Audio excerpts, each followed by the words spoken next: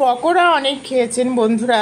আজ আপনাদের ভিন্ন স্বাদের দারুণ মজার একটি মুচমুচে পকোড়া রেসিপি নিয়ে এসেছি। তো welcome back to my channel নিরামিষ কিচেনে আমার সব বন্ধুদের অনেক অনেক স্বাগতম। তা দেখুন বন্ধুরা, কতটা মুচমুচে, কতটা মজার, আলুর পুর ভরা দারুণ স্বাদে চাল কুমড়ো পাতার পকোড়া। খেয়েছেন কি বন্ধুরা কখনো? না খেলে এইবার এই রেসিপি দেখে খেয়ে নেবেন, জিভে জল চলে আসবে, এতটা টেস্টি, এতটা মজার। তা চলুন দেখা যাক কিভাবে তৈরি করেছি। এইখানে যে চাল কুমড়ো শাক আছে, এর থেকে বেছে বেছে আমি পাতা নেব, মানে যে কয়েকটা পকোড়া করব সেই কয়েকটা পাতা একটু বড় সাইজের দেখে বেছে নেব। এই যে দেখুন সাইজটা, এটা চাল কুমড়োর পাতা। এইভাবে ডাঁটি থেকে কেটে নেব, নিয়ে এর পেছনে যে আঁশটা আছে সেই আঁশটা আমি টেনে নিলাম, টেনে এইভাবে নেব। তা 7-8টা পাতা আমি এইভাবে ছিঁড়ে নেব, এখান থেকে ছিঁড়ে এই দেখুন এই আঁশটা তুলে পাতাটা নিয়ে নেব। এইবারে এই পাতাটা কি করব, ভালো করে জল দিয়ে ভাসন্ত জলে ধুয়ে নেব। ধুয়ে একটি কড়াইতে জল দিয়ে দেব।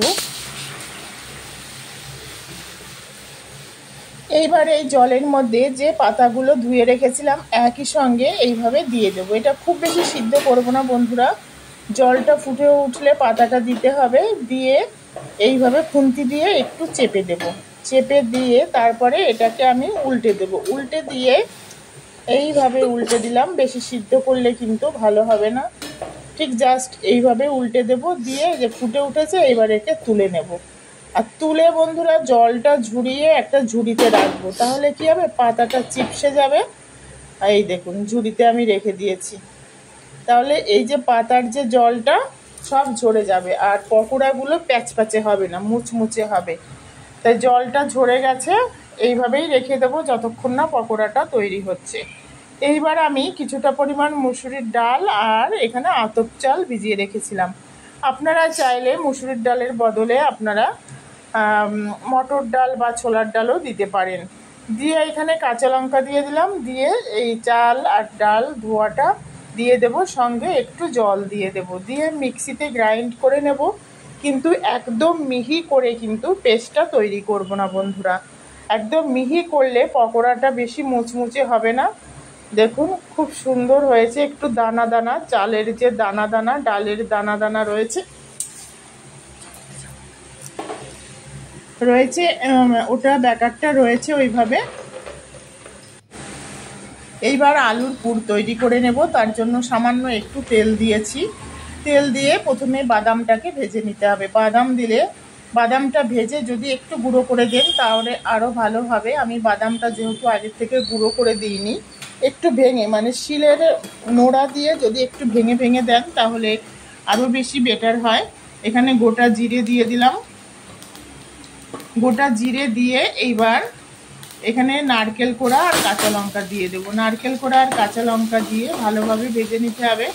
আমার নারকেলটা একদম লাল লাল হয়ে গেছে বন্ধুরা, মানে গ্যাসের ফ্লেমটা এত হাইতে ছিল, নারকেলটা আলু দিতে দিতে পুরো লাল লাল হয়ে গেছে। তা দেখুন এইবারে যে আলু সিদ্ধ করে রেখেছি সেই সিদ্ধ আলু এইভাবে ম্যাশ করে এর মধ্যে দিয়ে দেব। এই পুরটা দিয়ে যদি আপনি চাল কুমড়ো পাতা বা কুমড়ো পাতা বা লাউয়ের পাতা পকোড়া খান, আমি একবার কচুর পাতার পকোড়াও খেয়েছিলাম, দারুণ টেস্টি লাগে, অসাধারণ, মানে কেউ বুঝতেই পারবে না এতটা টেস্টি হয়। আর ন্যাচারাল জিনিস হবেই না বা কেন বন্ধুরা, এখানে তো কোনো সার কেমিক্যাল কোনো কিছুই দেওয়া নেই, তাই অরিজিনাল যে স্বাদটা সেটা তো পাওয়াই যায়। নারকেলটা লাল লাল হয়েছে বটে, কিন্তু খেতে অসাধারণ টেস্ট হয়েছিল। এখানে পরিমাণ মতো একটু চিনি, হলুদের গুঁড়ো আর একটু ফ্রাই মশলা দিয়ে দেব। ফ্রাই মশলা মানে ভাজা মশলা যেটা থাকে সেটা দিয়ে দেব।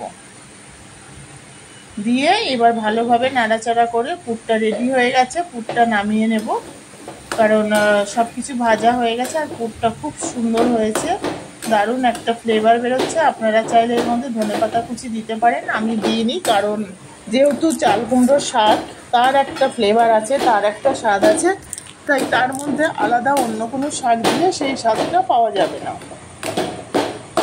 এবার দিয়ে দিলাম, দিয়ে পুরটা দেখুন কত সুন্দর হয়েছে। এইবার যে চাল কুমড়োর পাতাগুলো জল ঝরাতে দেওয়া ছিল, সেটা আমি নিয়ে আসবো। আর এই যে ব্যাটারটা, এর মধ্যে কিছুটা পরিমাণ মতো নুন দেব, নুন, সাদা তিল আর গোটা জিরে, বেসন, এই 4টে জিনিস এই ব্যাটারের মধ্যে দিতে হবে। তা প্রথমে আমি এর মধ্যে নুনটা দিয়ে দেব পরিমাণ মতো, আর সাদা তিল দিচ্ছি পরিমাণ মতো। দারুণ লাগে, মুচমুচে খেতে লাগে, মানে অসম্ভব টেস্টি লাগে। এখানে নুন দিয়ে দিলাম, আর এখানে গোটা জিরে দিয়ে দিলাম। দিয়ে এটা আমি রাখছি, আগের থেকে হাত দেবো না, আগে পকোড়াগুলো তৈরি করে নিই, শেপগুলো দিয়ে নিই। তা আপনারা এখানে যে কোনো শেপে দিতে পারেন, লম্বা হোক বা গোল হোক, চৌকো হোক, যার যেটা ভালো লাগে। তা আমার লম্বা ভালো লাগে, আমি লম্বাই দিচ্ছি। এইভাবে দিয়ে দেব।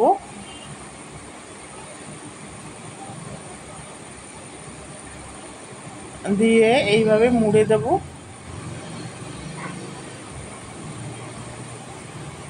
এইভাবে মুড়ে দিলাম বন্ধুরা।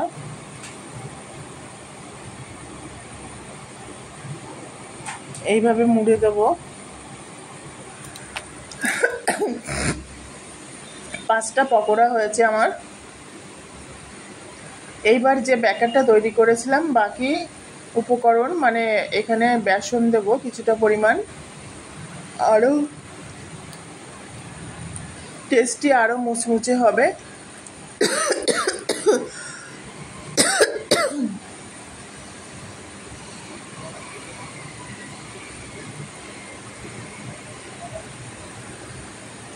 দিয়ে এইবার এটাকে ভাজবো।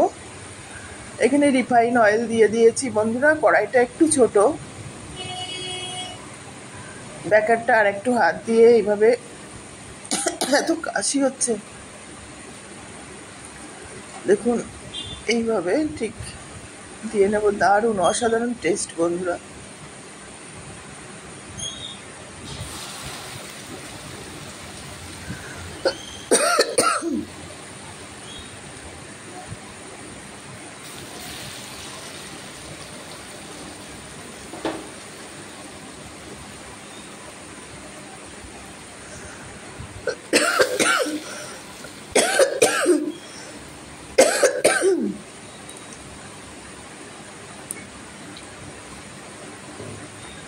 এর উপর দিয়ে একটু বেসন দিয়ে দিলে এটা আরো মুচমুচে, আরো কুরকুরে লাগে খেতে।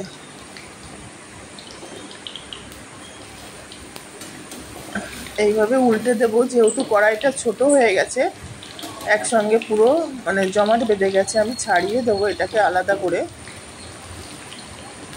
মানে পকোড়া অনেক খেয়েছি বন্ধুরা, এতটা টেস্টি হয়েছিল কি বলবো।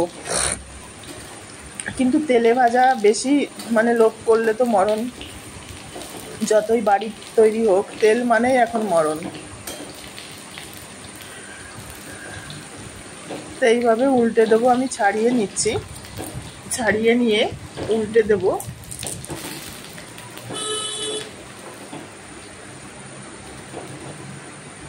তো আজকের এই চাল কুমড়ো পাতার পকোড়া কেমন লাগলো বন্ধুরা, কমেন্টস করে জানাবেন।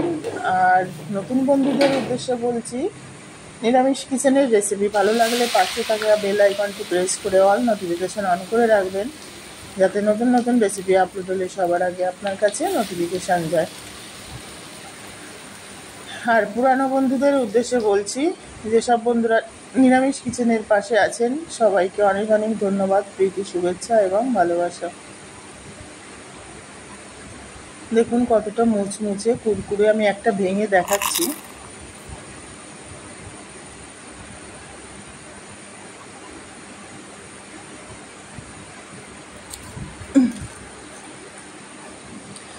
আপনারাও এরকম বাড়িতে মজার চাল কুমড়ো পাতার পকোড়া তৈরি করে খান, আশা করি খুব ভালো লাগবে। টাটা, বাই বাই, সবাই খুব ভালো থাকবেন।